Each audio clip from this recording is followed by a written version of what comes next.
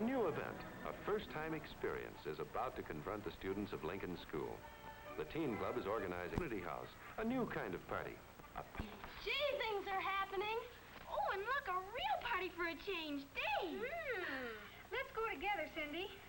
Well, how do you know somebody isn't going to ask to take? Oh, do you think somebody might? Oh, golly, I'd be scared to death. Maybe we better go together, Cindy. Hey, George, how about it? You and your date.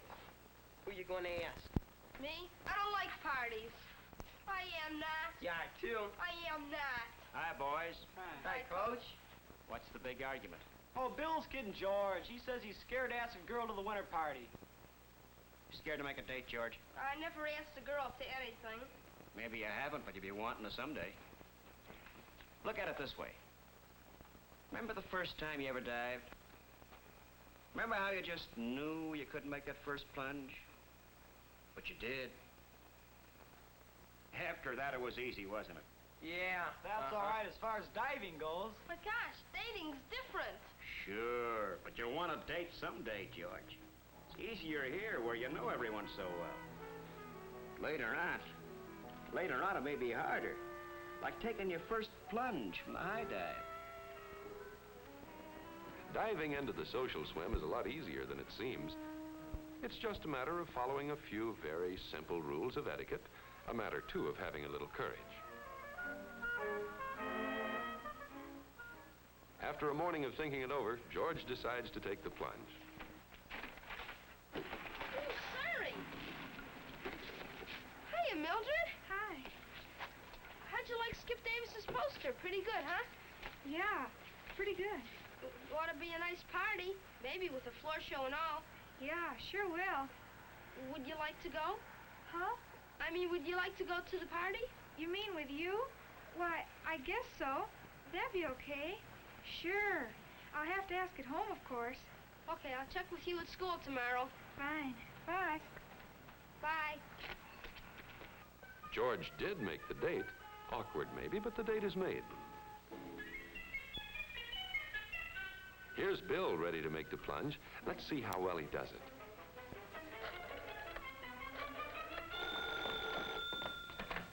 Hello? Hi, Helen. What are you doing Friday night? Yes? Yes? Who is this? Why, it's Bill. Bill Jenkins. Oh, Bill. Well, hello. I was just wondering if you're busy Friday night. Friday night? Why, No, Bill didn't do very well. First mistake, to think that everybody recognizes his voice. Second mistake, is it fair to extend an invitation without telling what it's all about? But Bill seems to realize that he did it the wrong way. Let's give him another chance. Hello? Hi, Helen. It's Bill Jenkins. Oh, well, hello, Bill. Fine. What's new? Say, the teen club's giving a party in the community house Friday night. Would you like to go with me? Oh, gee, thanks. That sounds like a lot of fun. Yes? Well, I don't know. Did you know whether or not Barbara's going? I suppose so. Hold it. This is getting embarrassing for both of them. They don't know how to stop. The rule here is that the girl declines or accepts an invitation briefly and then says goodbye. If Helen had been older, she might have handled the telephone conversation something like this. Hello? Hi, Helen. It's Bill Jenkins. Oh, hello, Bill. Say, the teen club's giving a party at the community house Friday night. Would you like to go with me? Oh, yes, thanks. That sounds like a lot of fun. The party starts at 7:30. I'll call for you about 10 after. Fine, Bill. I'll be looking forward to it. Bye.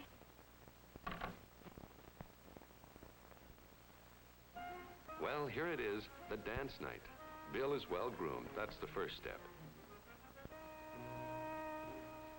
His next problem is what to say when he gets to Helen's door. Bill wonders who's going to open the door. How do you do? I'm Bill Jenkins. I've come to call for Helen. Oh, yes. How do you do? Nice We've start. been expecting you. Now let's do it again, and suppose that Helen had opened the door. Hi, Helen. Gee, you look nice. Well, thank you. Do you like my new dress? Yeah. Well, come on in. That was a natural. Any honest compliment is tops in date etiquette. Bill, this is my mother. Helen slipped up on her introduction. The rule here is the younger person is always presented to the older person. Try it again, Helen. Mother, this is my friend, Bill Jenkins. Hello, Bill. How do you do? Father, this is Bill Jenkins. He caddies at the municipal golf course. Maybe you've seen him there sometimes. How do you do, Bill? How do you do? Good. And Helen, by mentioning Bill's job, has started a lively conversation. But not every boy is as lucky as Bill. Let's see how his friend Dwight is making out. Dwight here is obviously on the spot. No one is being helpful. What do you talk about in a situation like this, he wonders? The weather? Pictures on the wall? What? The only thing on his mind right now is the party he's going to. Why not say something about the party? The party's going to be fine tonight. There's going to be a floor show. A couple of 8th grade kids are going to get some invitations. There's a good piano player, too. Dwight found a good topic for conversation. You may wonder what to talk about all evening on a date. But the secret of easy conversation is getting off to a good start. And here, the girl can often take the lead.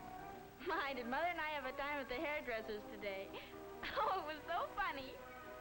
Do you think this is a good start? Hardly. What does Dwight know about hairdressing problems?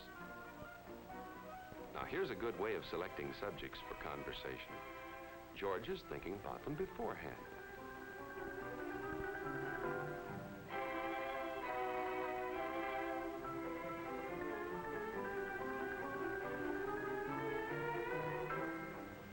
George has chosen a good topic. It seems that Mildred enjoys telling about her new puppy. Here they are at the party.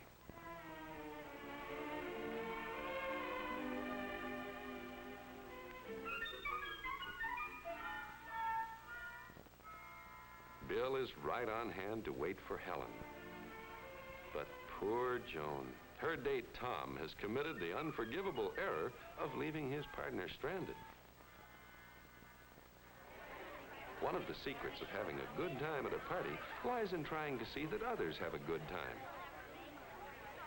And while it's certainly reasonable and fun to relax for a while and just stand around, nevertheless, all boy huddles and all girl huddles carried on too long can get to be a bore.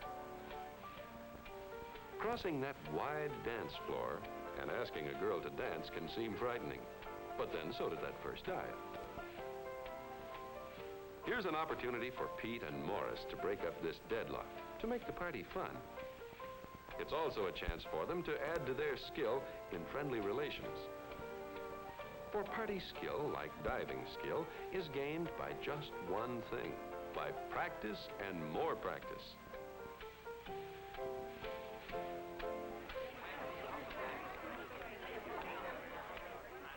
An efficient committee helps to make a party a success by thinking of those who are interested in other things than dancing.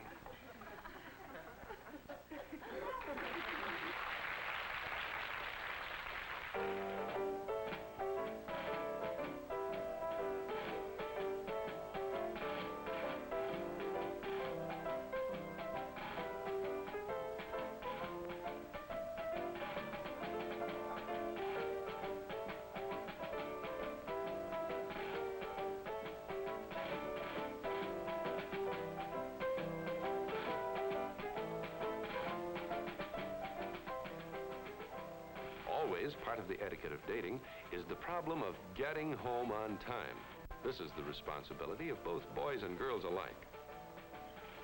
Oh, gosh, I better be thinking about my deadline, George. You know parents. I have to be home by 10:15 or else. Yes, we'd have to leave right now if we want to make your house walking. But I made a deal with Bill's dad for a ride.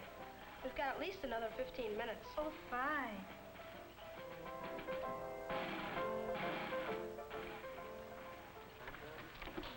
Good night, Mr. Jenkins, and thanks for the lift. Bye. Night. Good night, George. Good night, Mildred. Bye. George sees Mildred right to her door. Mildred remembers to express her appreciation. Gosh, thanks a lot, George. I had a wonderful time. Okay, I enjoyed it very much, too. See you in school. Okay, good night. Night. And George remembers to wait until she's safely inside.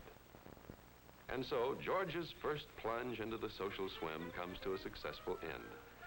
It wasn't too difficult. All it required was a little courage and following a few simple rules of etiquette. Rules which are based on just one thing: consideration for the feelings of others. Politeness comes naturally when we are considerate. Lack of consideration can spoil our partner's good time. Planning things in advance can be a wise move, too, whether it has to do with what to talk about or when to go home. By following these simple rules, all dating can be fun.